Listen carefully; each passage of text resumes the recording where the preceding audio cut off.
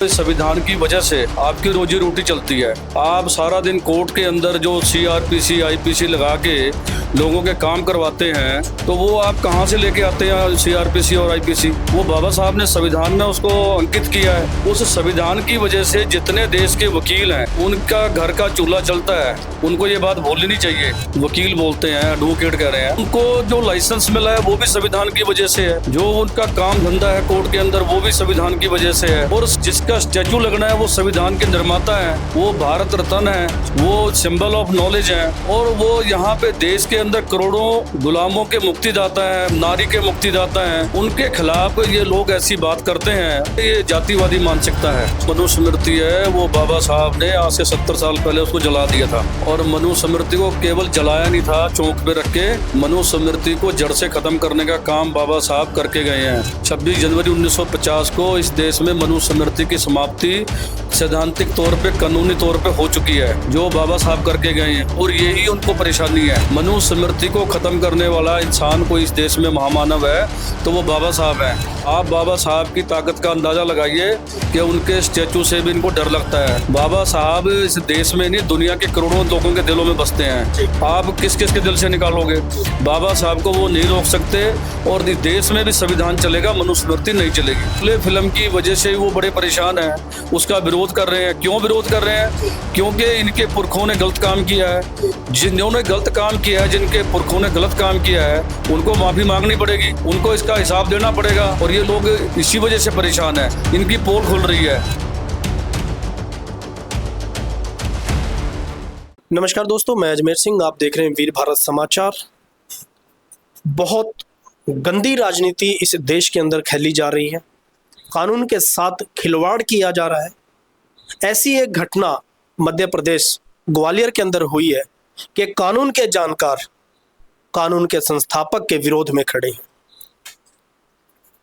जो आज बाबा साहब डॉक्टर भीमराव अंबेडकर की देन से आज कोर्ट के अंदर काला कोट पहनते हैं, वही आज बाबा साहब के खिलाफ खड़े हैं। उस घटना के ऊपर पूरे देश के अंदर चर्चा का विषय बना हुआ है।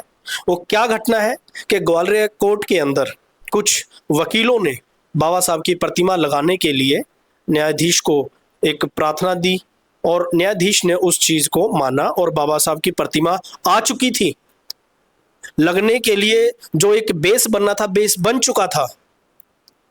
ऐन मौके पर कुछ मनुवादी विचारधारा के लोगों ने बाबा साहब की प्रतिमा का विरोध किया और कहा, अगर समझौते से लगाते हैं तो लगाएंगे, नहीं तो इस प्रतिमा को हम तोड़ देंगे। तो ये वही लोग हैं जो देश के अंदर भाईचारा नहीं बनाना चाहते। ये वही लोग हैं जो इस देश के अंदर मनुस्मृति को दोबारा लाना चाहते हैं। तो इस घटना से पूरे देश के जो बाबा साहब को मानने वाले लोग हैं, उनके दिलों पर ठेस पहुंची है। तो ऐसे ही धीरे धीरे ये चीज, ये बात पूरे देश के अंदर फैली। और इस समय हम चंडीगढ़ से बात कर रहे हैं और चंडीगढ़ से एक बहुत ही सूझवान व्यक्ति, एक सोशल वर्कर, 43 जो कोर्ट है चंडीगढ़ का, उसके अंदर एडवोकेट हैं और उनका पूरा परिचय क्या है वो खुद देंगे। तो हमारे साथ मौजूद हैं एडवोकेट मकवाना जी। तो सर जय भीम। जय भीम जी।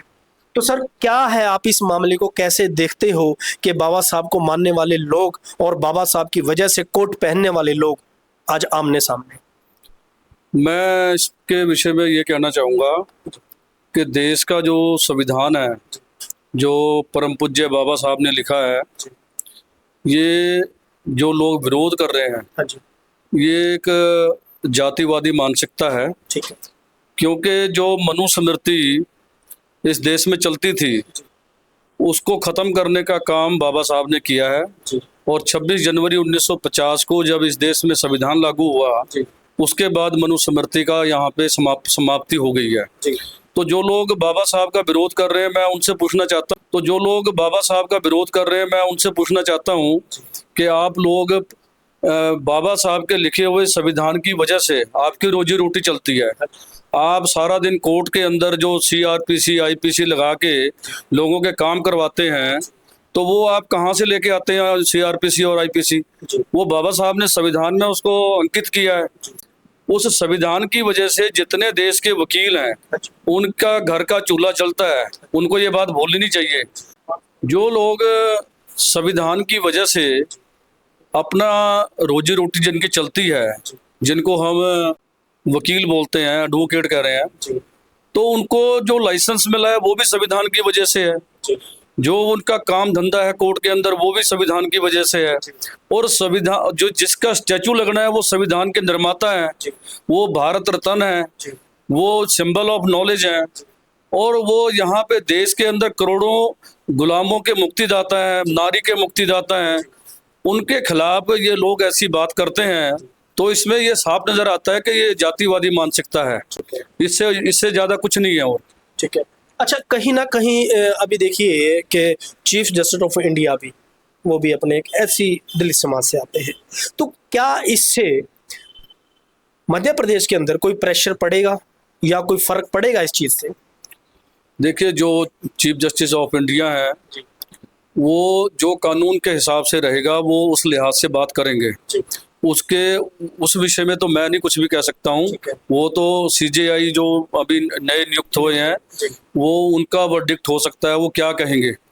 लेकिन ये तो साफ तौर पे नजर आता है कि बाबा साहब का स्टैचू लगाने का विरोध, वो भी कोर्ट के अंदर, जब वहाँ के जो जजेज हैं उन्होंने उसकी परमिशन भी की है। और परमिशन होने के बाद वहाँ के कुछ जातिवादी लोग इकट्ठे होकर कहते हैं जी हम इसको लगने नहीं देंगे। तो मैं समझता हूँ कि इसमें कुछ मेरी तरफ से तो कहने वाला नहीं है, लेकिन जो चीफ जस्टिस ऑफ इंडिया है वो मुझे उम्मीद है कि वो जरूर कानून के हिसाब से जो बनता है वो इसमें जरूर अपना कोई ना कोई इसमें ओपिनियन जरूर देंगे।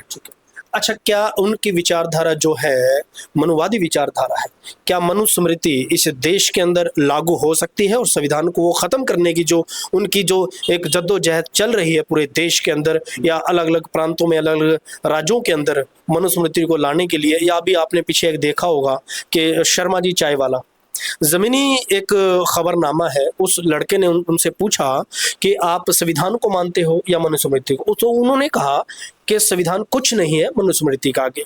तो ऐसे लोग क्या समझते हैं कि संविधान खत्म कर सकते हैं ये लोग? देखिए, जो मनुस्मृति है वो बाबा साहब ने आज से 70 साल पहले उसको जला दिया था। और मनुस्मृति को केवल जलाया नहीं था चौक पे रख के, मनुस्मृति को जड़ से खत्म करने का काम बाबा साहब करके गए हैं देश का संविधान लिख के। 26 जनवरी 1950 को इस देश में मनुस्मृति की समाप्ति सैद्धांतिक तौर पे, कानूनी तौर पे हो चुकी है, जो बाबा साहब करके गए हैं। और यही उनको परेशानी है।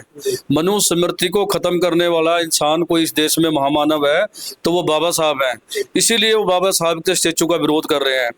आप बाबा साहब की ताकत का अंदाजा लगाइए कि उनके स्टेचू से भी इनको डर लगता है। लेकिन मैं आपके माध्यम से कहना चाहता हूँ कि बाबा साहब का स्टैचू, अगर आप एक स्टैचू को तोड़ देंगे या लगने नहीं देंगे, बाबा साहब इस देश में नहीं दुनिया के करोड़ों लोगों के दिलों में बसते हैं। आप किस किस के दिल से निकालोगे?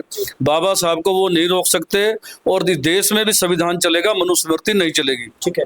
अच्छा, उन लोगों की विचारधारा ये है कि अगर मनुस्मृति आ जाती है, जैसे पुराने काल में होता था कि एससी लोग, दलित लोग अगर कोई भजन सुन लेते थे तो कान में गर्म शीशा पिघला के डाल देते थे, अगर भजन बोल देते थे तो जीभ काट देते थे, या ऊंचे स्थान पर बैठ जाते थे तो उनकी पिटाई करी जाती थी। तो क्या उनकी मानसिकता आज भी ऐसी हो, ऐसा ही लागू करना चाहते हैं?